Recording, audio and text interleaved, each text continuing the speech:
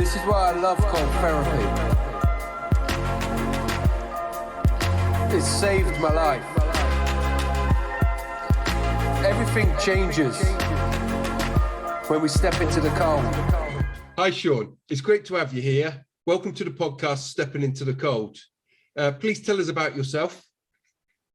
Yep, so 29 years old, living in Leeds in England, and just working as a diagnostic radiographer at the minute. Awesome. What got you into cold therapy?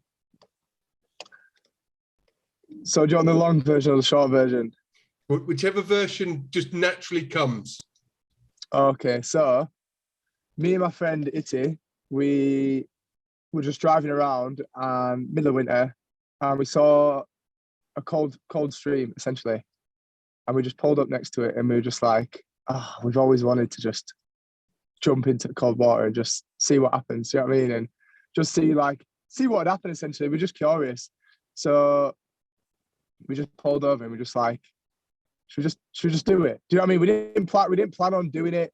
We'd just been out all day for a hike, so we were just kind of just like resting, and just happened to come by this stream, or river rather, and we were just like, should we just go in and just send it? Just like, why not? So yeah, so we just like, yeah, whatever. So we didn't have anything in the car. We didn't have anything to prepare us. We didn't have any preparation. We didn't know anything about it. Essentially, it was just kind of just like, let's just see what happens.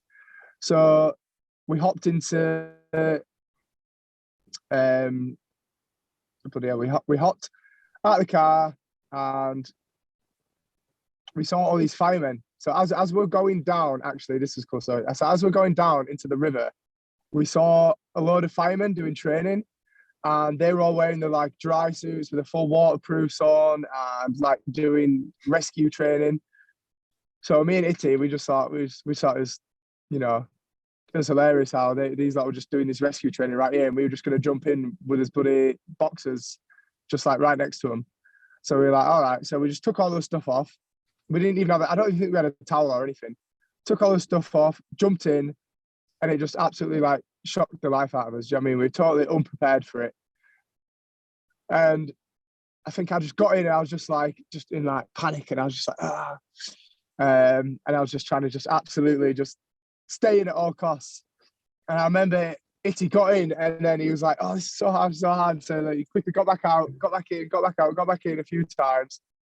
And then eventually he stayed in. And I think for our first time, we stayed in for about 5 or 6 minutes. And we didn't have any clue what sort of time frame was good for staying in at that time. We just thought, let's just give it our best shot. And then afterwards, the fireman came up to us, and he was like, fair play, lads. I thought you were just going to just jump in and out, do you know what I mean? And then just run straight back out. But, fair play to you for actually staying in that. And that's it, really. That was our first time ever doing cold swim. At least you had the emergency services on hand just in case. Yeah, there was, yeah. I mean, honestly, it was hilarious. Do you know what it was? What was it that sort of planted the seed for cold therapy? What was it that sort of like put cold therapy in your mind? There was no seed really, other than curiosity at that moment. Like I said, when we just thought, should we just try it with something we just wanted to give a go, and it was kind of spur of the moment thing. And I'm just interested to know where you heard about cold therapy. Was it through like YouTube, social media? Was it through your network of friends? Yeah, so we didn't even know cold therapy was a therapy at that time. We just thought cold water was just something fun to try out. Do you know what I mean? And just jump in and see what happens, really. Nice. And how long ago, from that day, how long is it like since you've sort of been using cold therapy? That was November or December 2019. So ever since then, really. Nice. And what would you typically do in a week for your cold therapy exposure? And do you have a preferred time of day or preferred time of year that you prefer your exposure? So during the week, it'd just be any time during the week, and it'd typically be between 5 and 10 minutes per session, shall we call it. Yeah. And preferred time of the year is always winter or leading into winter, and kind of like when the water's cold enough to feel really cold. Do you know what I mean? So essentially, any time from November to, I guess, end of March, even coming into April, is nice. And what is your what do you like most to do between sort of like your open water swims, cold showers, the ice baths? What's your preferred method? Preferred method is always outside. It, for me, is just the best, in nature, away from people, just diving in outside, man. That's just the best.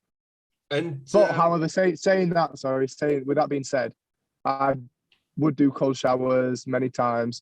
You know, I've done ice baths, I've done all the various techniques, and you know, I just try and get it in sometimes where I can. Like sometimes I have to, at the gym we have a cold shower specifically, so I'll just go there and then into sauna afterwards. But yeah.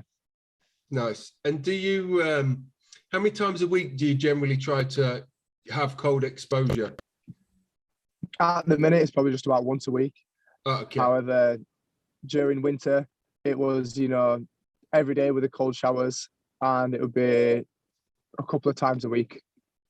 Nice.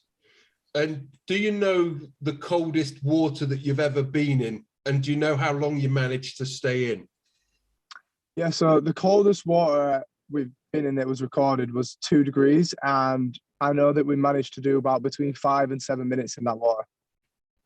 And do you remember what your process was? And did you activate that fight or flight response again? Yeah, so yes, it activated the fight or flight response, because there's certainly a difference between 2 to 3 to 4 degree water as opposed to 8 to 10 degrees plus. And actually, it's funny because when you first get in your 8 to 10 degrees water, it feels like the coldest thing in the world. But then when you get into 2 3 degrees water, it pierces your body differently. And my process, I always try and catch my thoughts every single time. It's always about monitoring essentially what the automatic dialogue is that my brain wants to create in that moment. And certainly in the earlier years, I've been doing it since like end of 2019, but certainly when I first started doing it, my process was, I'm tired, you know, today's not the day, or anything that my brain can come up with that wants to avoid doing it essentially. You know, it's too late at night, you know, you shouldn't be doing this or something. I don't know. It just comes up like an automatic thing. I don't even consciously think it. So my process is just always catch my thoughts and get in regardless. Do you know what I mean? It's always like, see what my brain wants to tell me to do, but then do it anyway. Nice. Do you remember, so we've already touched this question, because you said about when you and Itty went, you pulled up by the stream and the fireman. And the sort of next question is, do you remember your first experience, which you did, and you said what you did. And you said you managed to do about 5-6 minutes. When you first got in, did that activate your fight or flight response? And what did you do to get over it if it did activate it? Well, how did you manage like that first time to stay in for that amount of time? Because that's some good going. Yeah, so okay, so yes, it definitely the first time it activated my fight or flight for a very much longer period of time. And a lot of that was to do with the fact that we had so much uncertainty about it. We didn't know anyone else that had done cold water therapy. We didn't know anyone else that was jumping in freezing cold water. It was just something that me and my friends wanted to try, basically. So there was a lot of fear around, you know, like, how long is a good amount of time to be in for? Is it going to be bad if we stay in for too long? You know, like, so that kind of helped me stay in that fight or flight because of the uncertainty. Yeah. And I think eventually it did settle, but it definitely took, you know, 90% of that time before I felt more settled. You know, in that 5 minutes, I probably didn't even feel settled till about 3 minutes in, you know, 4 minutes in. And yeah. I suppose at that time, you didn't really know about sort of incorporating some breath work to sort of keep your body regulated. So it must have been just you and Itty sort of, you know, bouncing off each other, encouraging each other to stay in, and like pure willpower. Yeah, definitely. It was literally just sheer determination, because we were just like, we're gonna do it no matter what, no excuses. We're just gonna get in there and stay in. And, you know, we're not going to come up with any excuses as to why we shouldn't or can't. What were you like when you got out? Freezing, absolutely freezing. Do you know what I mean? Like, we were just shivering, we were just like, and And so, yeah, because we didn't have anything to dry us off. So like, what do you sort of, what do you do now versus like when you sort of, what do you do now when you prep to go into the water, and what do you do when you come out? Like, how much has the process changed from when you first started to sort of what you do now? So consciously, I don't do a whole lot different, but it feels like I've developed a lot more resilience in my mindset. So I don't really do much prep work. I don't do any, you know, breath work before going in, or, you know, when I'm in, oh, well, actually when I'm in, yes. But sorry, when I'm going in, I just get off, get ready for the dip or the swim or whatever, and then just get in. But the key and the major difference is that now my brain comes up with far less excuses. I can spot and identify patterns my brain's trying to process very quickly and kind of shut them out. And it requires a lot less willpower to get in because I'm so much more mentally prepared for what's about to come. Nice. And what is it that you love or enjoy most about cold therapy, and what is it that keeps you stepping back into the cold? Okay, so first of all, what I love about it is the test. You know, it's putting your body through something uncomfortable every single time you do it. You know, it's not always easy to get into the cold water. In fact, a lot of times it can be very difficult. And you'll have so many reasons in typically in the days as to why it's hard in that day. You know, for me, for example, a lot of the times when I was doing it, I'd have been working for like, you know, 11 or 12 hours. I'd have gone to the gym in the same day. So sometimes during the night, I was going for swims at like 10 p.m. in the middle of winter. And it was just, you know, absolutely freezing, cold, dark. I was tired from, you know, very busy working days. So for me, I really enjoyed and loved the fact of pushing myself, you know, and just being like, look, you've set out to do a challenge that's going to be difficult, and just get it done no matter what. And don't listen to all the excuses that your brain wants to try and create to try and keep you safe in that moment. So I love identifying my own bullshit, basically, my own patterns and my own, you know, limiting beliefs and things holding me back from achieving what I want to do. And that's certainly the thing that has been the most beneficial for me. And then what keeps me going back is, again, part of the same question, part of the first answer is a challenge. You know, every time you do it, it feels like a challenge and you feel accomplished after. I mean, naturally, it has the mechanisms, obviously, releasing serotonin and dopamine and these sorts of things. So, you know, that'll obviously keep me going back in. It's creating like a reward mechanism in my brain, right? But yeah, I just love tapping into these patterns that I see in my brain before I step in. No, so and then pushing past them. No, I typically like doing my cold exposure. Well, every morning, that's how I sort of start my day. But when I've had a tough day, I love stepping in the evening. It helps me like improve my sleep, but it just helps me wash away the BS of the day, and just so I'm not carrying it through. And I'm quite interested to hear what that does for you when you've had an 11, 12-hour day, you've been and smashed the gym, and then you're stepping into the water at 10 o'clock at night. And what is it that sort of like you've got that challenge and you step in, but what is that feeling of, you know, do you get that feeling where everything, you just feel it like soak away from you, and it just gives you a fresh perspective? I just would love to hear your thoughts of like that feeling of what's going on when you step in after, you know, a full-on day. Yeah, so absolutely does wash away my thoughts, and I can just think back to the moment when, you know, in that exact example, when, you know, it'd been an extremely busy day, I had a lot of things going on, you know, I had millions of thoughts going, and I got into the water at night. You know, as we were walking down, it was just pitch black, it was windy, it was, you know, it was raining actually, and it was just awful weather essentially. And you know, I was just like, oh God, I was just so dreading it. Do you know what I mean? I was really, really dreading it, but in a way, really excited for it. So I remember specifically once I'd got in and I'd got settled, there was just such a tranquility about in the night. I could see the moonlight bouncing off all the water in the reservoir. Nice. And I just felt this calmness, this stillness and this tranquility. And I could just see, like, as I said, I could all see all the stars very clearly. You know, I could see the moonlight bouncing off the reservoir, and it was just such a peacefulness all of a sudden. And it just, like you said, it just washed away all the thoughts of the day and all the, you know, anxious thoughts I had running around in my head. Just kind of reset that. You did.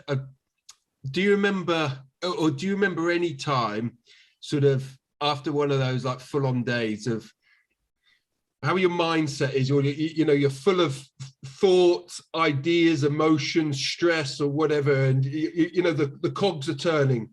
And for me, it's about the clarity when you get out. It's like you've got a real clear mind. I'm just wondering if what's that like for you? That shift of, this is where I am, and you're full to the brim with like a full-on day, and you get into the cold water, and it's just like it's like you've hit the renew switch, and for me, I'm refreshed.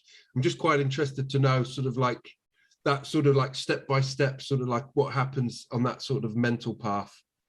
Yeah. So as you said, and actually this varies depending on the day and how long we stay in for, and the intention behind the swim, right?